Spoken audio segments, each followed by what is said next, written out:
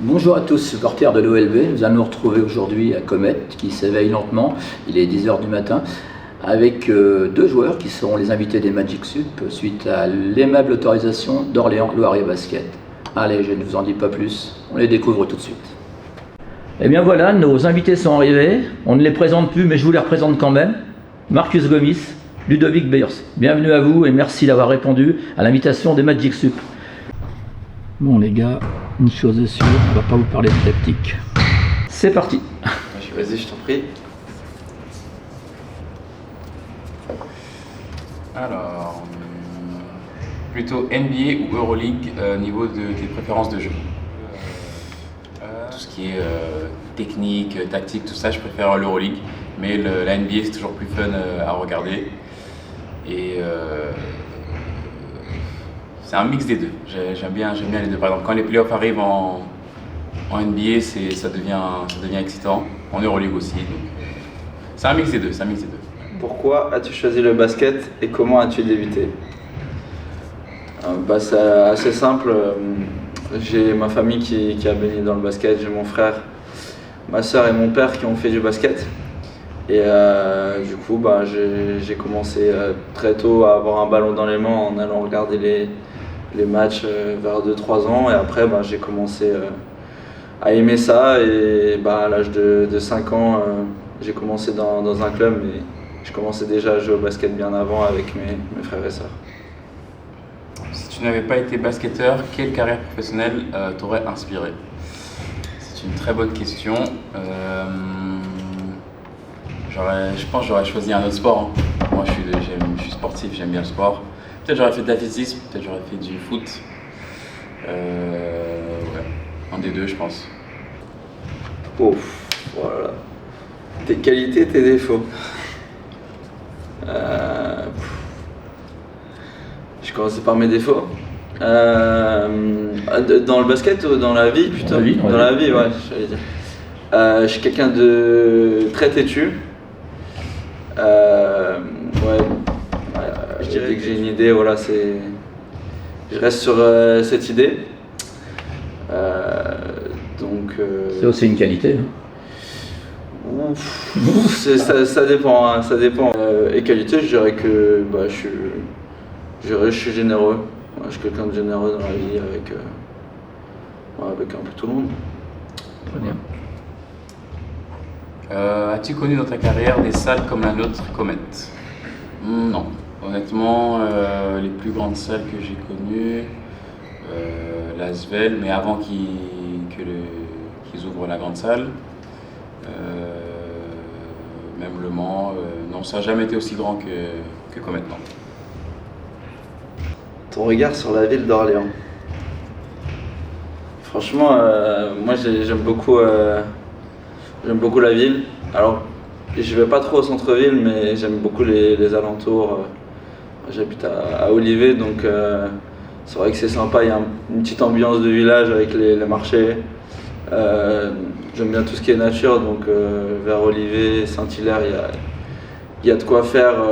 Les bords du Loiret, faire un peu de vélo dans les champs là-bas. Donc j'aime beaucoup la ville.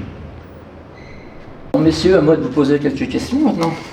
Alors, c'est des questions qui ont été entre autres préparées par les Magic Sup. On a fait un petit sondage, on leur a demandé.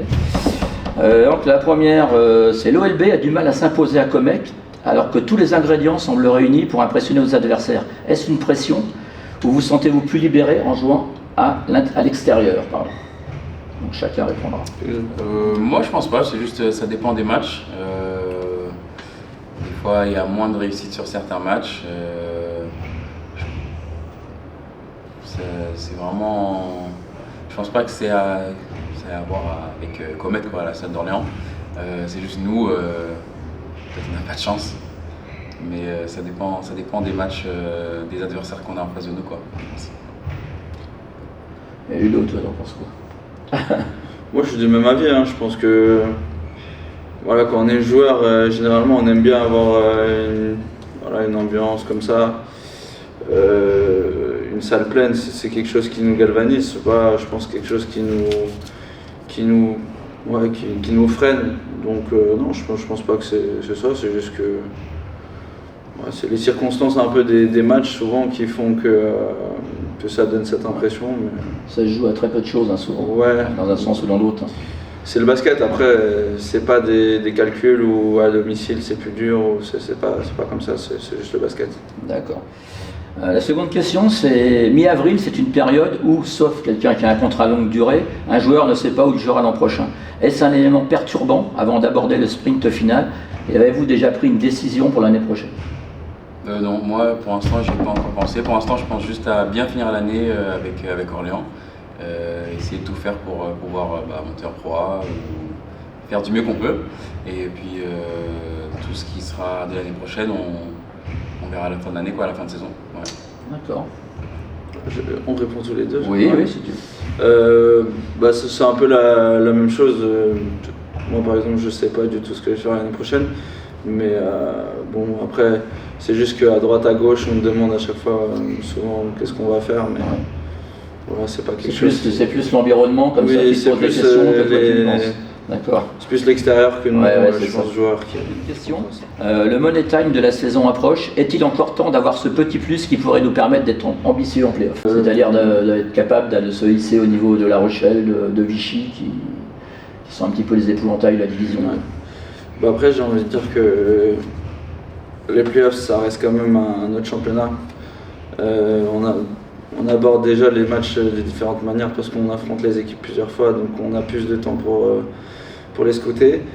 Et après, les équipes comme La Rochelle ou ces écuries-là, elles ont aussi plus de pression parce qu'elles sont tête de série par rapport à des équipes comme nous. Il est toujours temps. Après, ça va pas venir en claquant des doigts. Je pense que c'est un processus qu'on essaye de faire depuis un moment. Il faut juste qu'on arrive bien à ce moment-là, quoi. D'accord, merci. Je suis du même avis. Je pense que ça va pas se faire du jour au lendemain, mais je pense qu'il nous faut un petit déclic quand même. Et il nous manque pas grand-chose pour être. Non, il nous manque d'être complet. Comme on ne l'a pas été souvent cette saison, je crois que ça serait le petit plus peut-être. Ouais, je pense.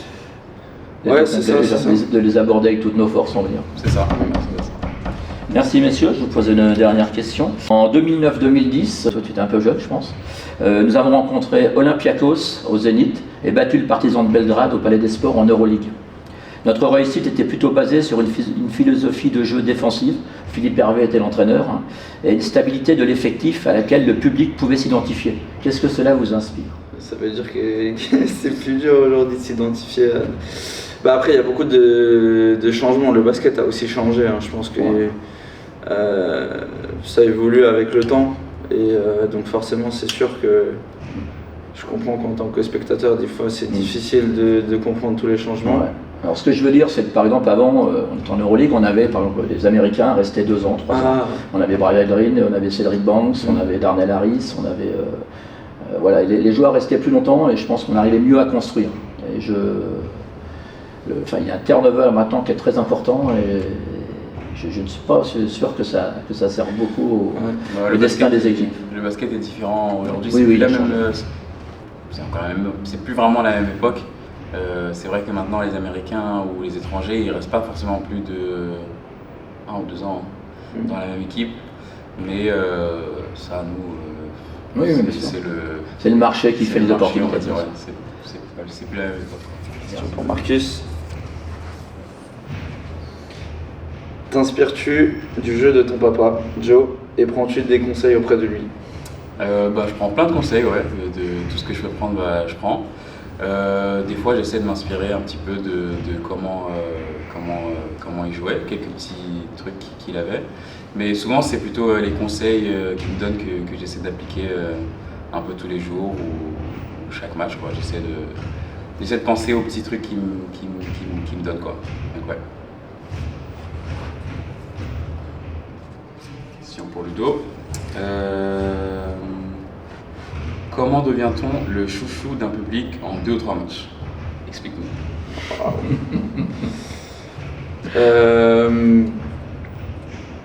Il n'y a pas vraiment de recette, on va dire que juste j'ai joué mon jeu dans le sens où je suis assez intense et il y avait aussi des circonstances qui ont fait que je suis arrivé et que je dirais que j'ai joué beaucoup, donc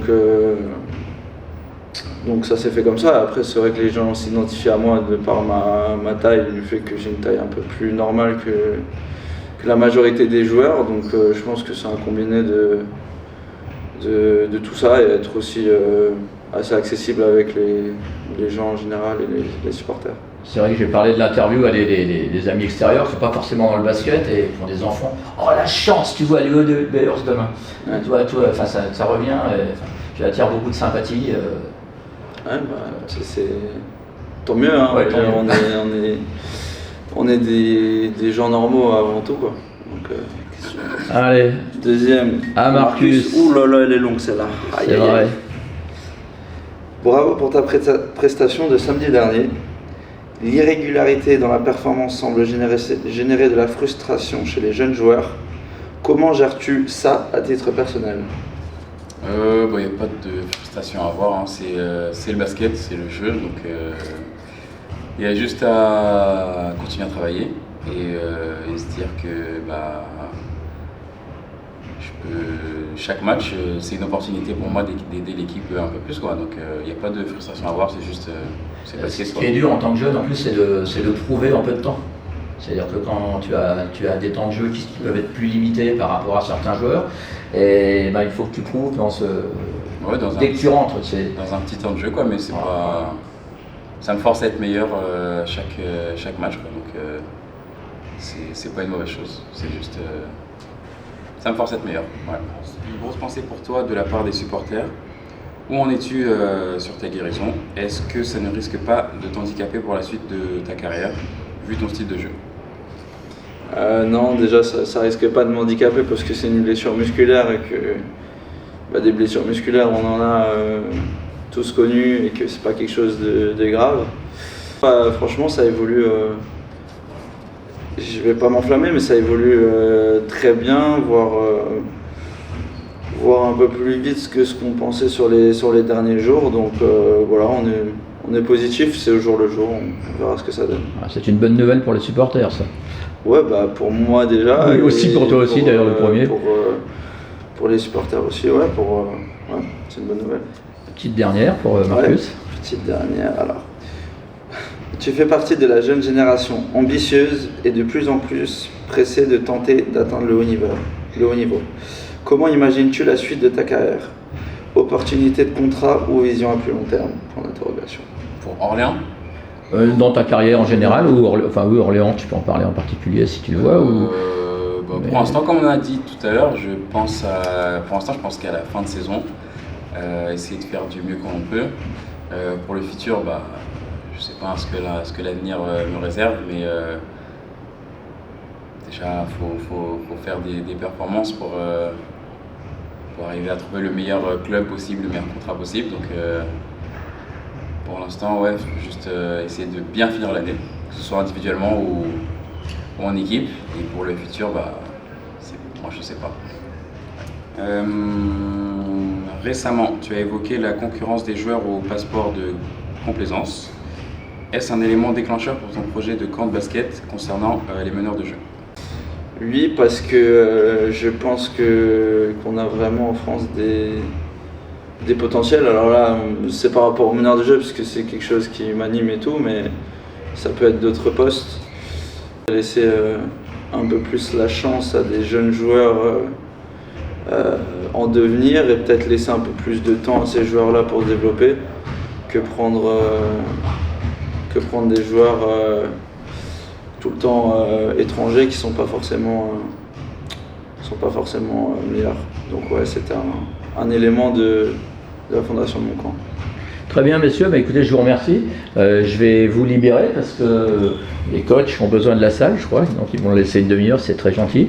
Ludo, maintenant c'est les soins pour toi, je suppose, là? Ouais, c'est ça. Marcus, le terrain, toi? C'est ça. D'accord. Écoutez, merci beaucoup en tout cas d'avoir accepté notre invitation. Et merci à vous. Bonne fin de saison à l'OLB, on croise les doigts. Merci. Merci, ciao. À la prochaine. Ciao.